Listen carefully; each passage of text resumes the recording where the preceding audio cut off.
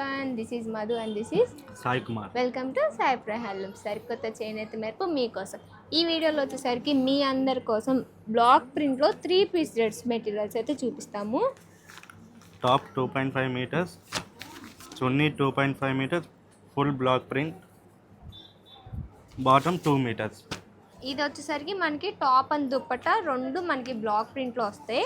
And top వచ్చేసరికి మనకి ప్లెయిన్లో 2.5 metres వస్తాయి, ప్లెయిన్ వస్తుంది.